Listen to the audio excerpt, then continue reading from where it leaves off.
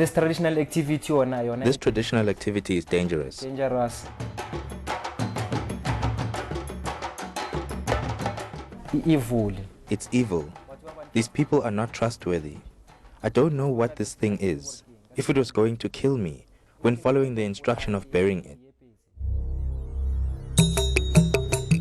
Daniel Letebele is just one out of many who fall victim to bogus traditional healers.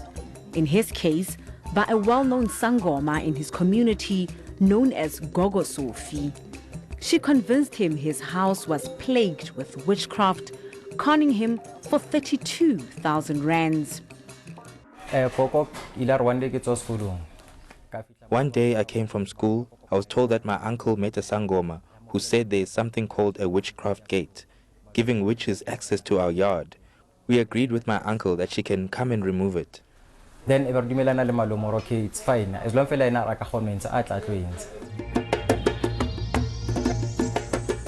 Letebele's uncle was accused of doing witchcraft by Sophie, which eventually led to large sums of money being demanded by her for different rituals. I asked Gogo who did all these things, and she said it's my uncle and his friends. She said they were going to kill me. She said they used a Shangan Sangoma who uses animals for muti, which indicates they mean business. I asked her what we must do, and she said she will sort it out. But she said it cost these people 30,000 rands because they used animal parts. I said, Gogo, I don't have money. 15,000.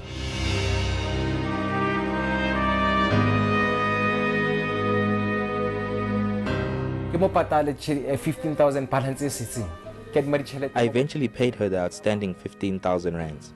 I sold the children's belongings, including my building material, because I didn't have money, but I had to make sure that I paid her. It felt right. I sold the stuff and I paid Gogo. I was prepared to sell the house.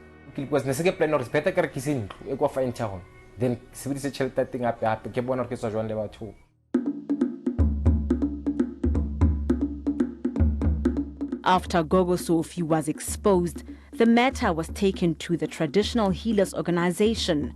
Sophie pleaded guilty and was instructed to pay back a lump sum of 20,000 rands. I wanted to find out how Gogo appears on my phone when I don't have her numbers. I asked this girl why her sister's number is also appearing, and she confessed saying Gogo had been busted. During the hearing, my statement and Gogo's statement revealed that we knew each other, and she knew what I was talking about. Gogo pleaded guilty and said she will pay back the money. Gogo completely the way Gogo pleaded guilty.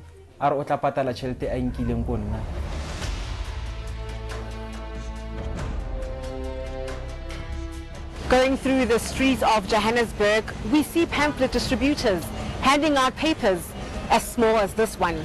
But this very small paper is the same pamphlet that lures victims to be scammed by false prophets, taking thousands of rands from the victims. The walls of Johannesburg are filled with posters where these so-called prophets advertise, promising solutions that are too good to be true.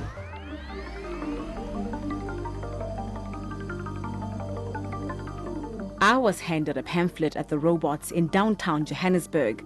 I decided to go undercover, and I met with a man called Prophet Sela. Which one do you want exactly? Which ones do you have? You can read on your own. Can you read it very well that you can read? Okay, how does the magic ring work? I want money.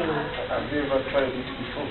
No. I was giving her offer to consult, free to tell her what because she's having a financial problem. Now traditional healers say their integrity is being compromised.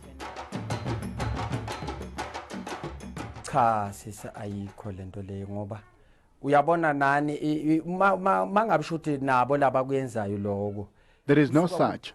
Those that do that, it's wrong. It's against the law. They are killing our tradition.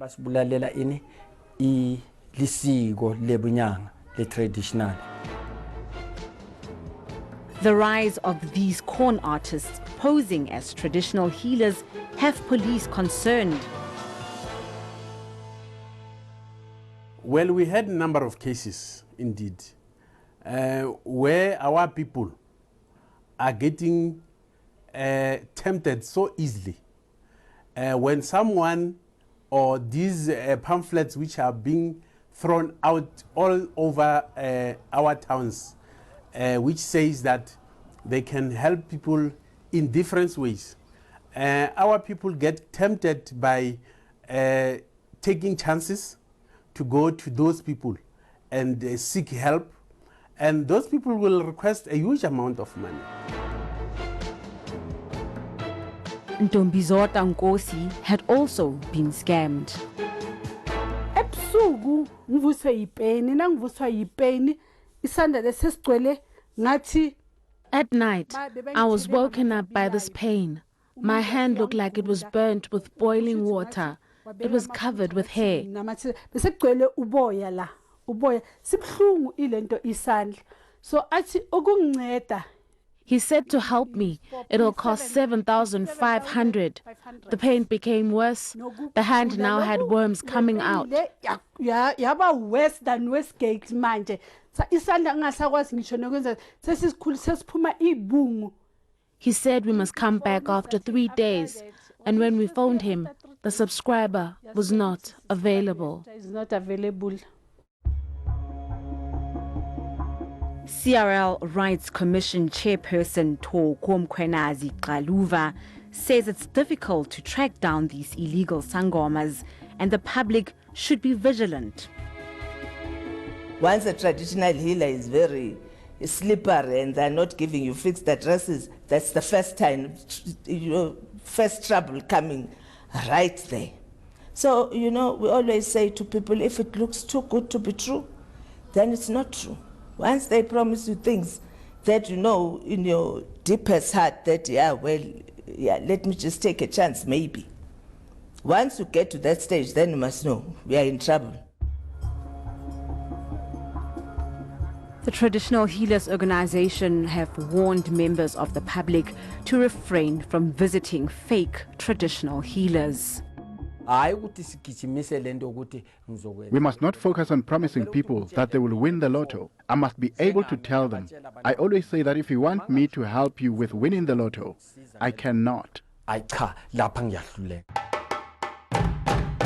For people seeking a traditional healer, a database is now available to the public where an individual can check for registered healers who have undergone proper training.